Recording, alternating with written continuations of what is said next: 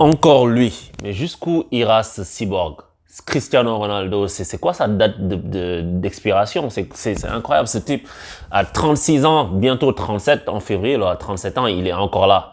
Et son retour aujourd'hui, c'était vraiment quelque chose de beau parce que pour ceux qui aiment Manchester United depuis très longtemps, quand tu vois que il y a le même chant qui retentit, le chant qui est vieux de 15 ans, Viva Ronaldo, Running Down the Wing, He United Sing, Viva Ronaldo, que les gars chantent depuis très longtemps, tu sais, il revient, il met un doublé, l'histoire est belle.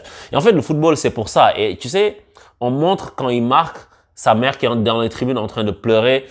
Tu te dis que c'est pour ça qu'on aime ce sport. C'est pour les émotions que ça te procure, pour la belle histoire que ça raconte. Et Cristiano Ronaldo, c'est vraiment ça.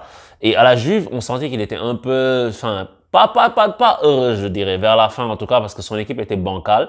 Et là, il vient dans un Manchester United qui est une meilleure équipe que la Juve ne l'était en termes d'équilibre, il y a plus de talent, etc. Donc, on lui souhaite vraiment de gagner la Premier League. Parce que la Champions League, je pense que ça va être compliqué. Même la Premier League, ça va être compliqué parce que si tu vois les équipes qui y a à côté, mais tu sais, tout est possible. Mais en fait, je veux juste dire que c'est quel joueur immense que ce gars est, quoi. Parce que tu reviens comme ça, tu mets un doublé. Il y a peu de joueurs qui l'ont fait avec une histoire aussi belle. Thierry Henry l'avait fait. Quand il était parti aux États-Unis, il est revenu en prêt à Arsenal, il marque pour son premier match, etc. Mais Cristiano Ronaldo, là, il est pas en retraite, en fait. Parce que comme il dit, il est différent des autres. Il va être là pour le prouver. Moi, j'ai dit qu'il était cuit physiquement. Je le pensais cuit physiquement, mais c'est vrai que ce sera plus le même Cristiano Ronaldo qu'on voyait avant. C'est-à-dire que moi, je regarde encore avec les yeux de, tu sais, Manchester United. Il prenait le ballon, il était sur l'aile, comme dit la chanson. Mais d'ailleurs, il fait plus trop ça. Et sur l'aile, il driblait, il était super virevoltant, il faisait des dribbles, il remontait le ballon, il frappait de loin, etc. Aujourd'hui, il est plus dans une position de finisseur depuis plusieurs années, depuis ces années de Madrid, en fait. Il est plus dans une position de finisseur et ses courses sont parfaitement timées.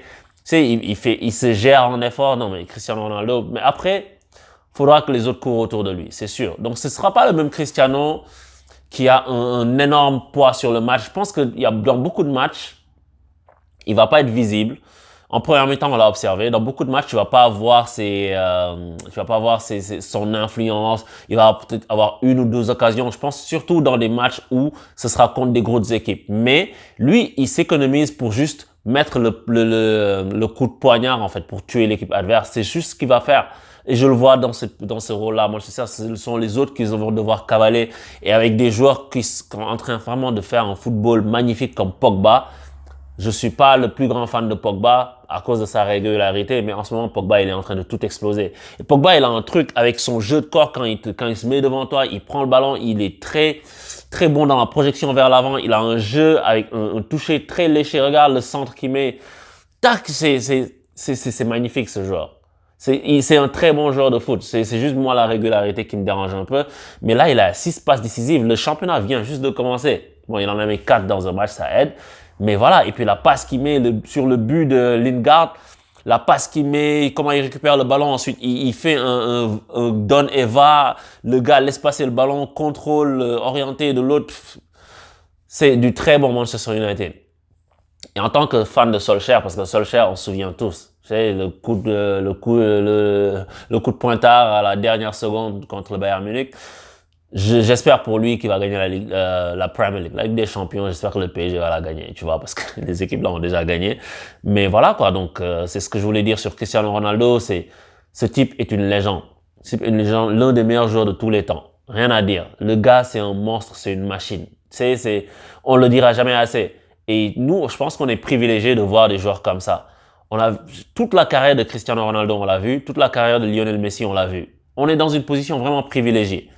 Parce que ça, c'est des trucs comme des gens qui ont l'âge de nos pères, qui ont vu jouer Pelé, qui ont vu jouer Maradona. Moi, j'ai vu jouer Maradona juste quelques temps. J'ai pas vu toute la carrière de Maradona, ni l'essentiel de la carrière de Maradona, tu vois. Mais là, j'ai vu toute la carrière des deux monstres, en fait. Et ça, c'est extraordinaire, quoi. Donc, rendons grâce au ciel pour ce don qui nous est fait. Et je vais parler rapidement, sans transition, du PSG, parce que l'analyse que je vais faire aujourd'hui, je vais regarder Marseille-Monaco, comme les Marseillais me disent qu'il faut parler de leur équipe. Je pense que c'est ce match-là que je vais plus analyser en détail. Si je tombe sur une purge, les gars, je vous préviens, vous aurez des problèmes avec moi. Mais donc, juste pour dire ce que je voulais dire sur le PSG, très belle victoire, encore une fois, qui prépare la Ligue des Champions.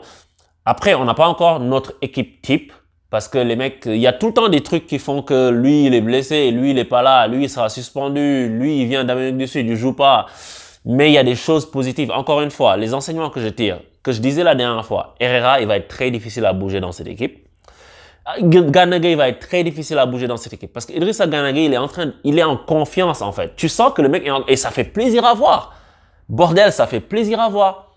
Le gars, il est en grande confiance. Il fait des passes. Avant de parler de son but même, il y a une passe qu'il fait à Mbappé qui croque, et genre, j'y reviendrai sur ça, qui croque, qui fait pas la passe à Herrera. Gana Gueye, il joue dans le bon tempo, il récupère bien, il se déplace bien, il fait du 1-2.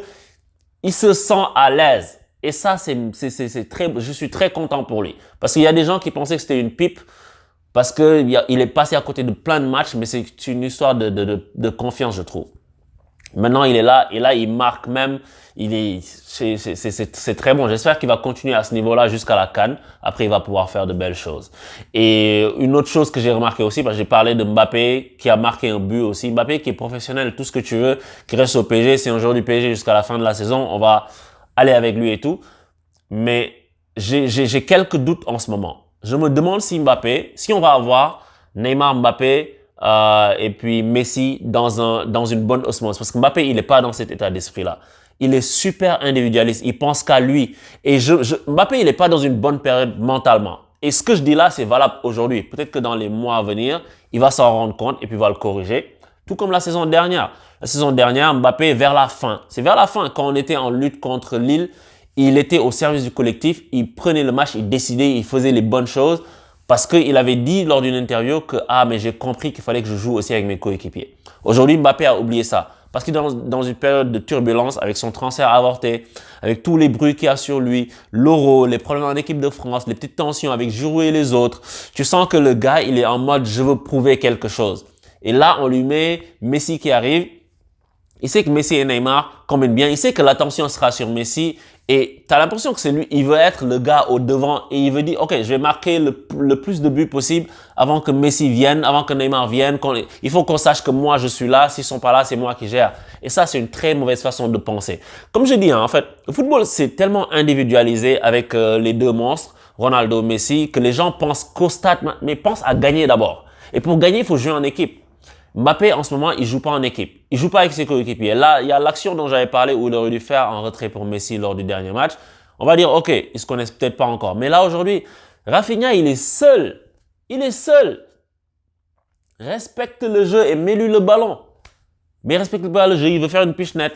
Et tu vois dans ses attitudes qu'il n'est pas collectif. Il pense pas aux autres, il pense à lui. Et ça, moi, ça m'inquiète pour la suite. Parce que tu gagnes pas la Ligue des Champions comme ça. Il faut que les gars soient tous ensemble. Et peut-être qu'il va se ressaisir, mais pour l'instant, je ne le vois pas. Et autre chose que je note dans son attitude qui, moi, ne me plaît pas beaucoup, c'est que quand quelqu'un marque au PSG, quand Mbappé est dans l'action, qu'il soit au début ou au milieu ou passe décisive, il veut toujours que l'attention soit sur lui. Quand le buteur marque, et c'est des petits détails, hein, mais le diable est dans les détails. Quand le buteur marque, il est en train de célébrer. Mbappé, il reste là où il est, il veut que le gars vienne à lui. Tu vois sa réaction tout de suite, spontanément, c'est pas d'aller courir vers le gars. Remarquez ça. Je dis ça aujourd'hui, mais si vous n'avez pas encore remarqué, faites attention.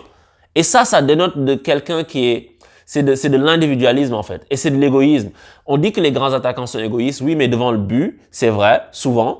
Mais là, collectivement, il n'y est pas. Et c'est un très bon joueur. Faut pas me faire dire ce que j'ai pas dit. Mbappé est un très bon joueur. Et je suis sûr qu'il va faire encore de très belles prestations. Mais en ce moment, psychologiquement, il n'y est pas. Et après, peut-être c'est normal. Il a 22 ans. Il découvre des choses, il deal avec des émotions en ce moment, je pense. Mais voilà quoi, j'espère qu'il pourra se mettre au service du collectif quand les autres seront de retour. Parce que avec les trois là, à leur meilleur niveau, et puis collectif, et Neymar aussi, il va devoir se mettre au service du collectif. Il le fait souvent, mais des fois, quand ça marche pas, il commence à faire que sa tête. Mais si ces trois là se jouent en bonne osmose, mais on va tout déglinguer. Donc c'est tout ce que je souhaite. Mbappé, ressaisis-toi. Belle victoire du PSG en attendant de la Ligue des Champions. Et pour ceux qui ne l'ont pas encore fait, ceux qui sont intéressés, je vais mettre une dernière fois le lien pour s'inscrire à la Ligue Fantasy League 11 pour tous. Si vous voulez jouer à la Fantasy League, je mettrai les détails encore une fois. Et puis lundi, je fermerai l'accès à la Ligue. Donc je vous dis à bientôt. Ciao.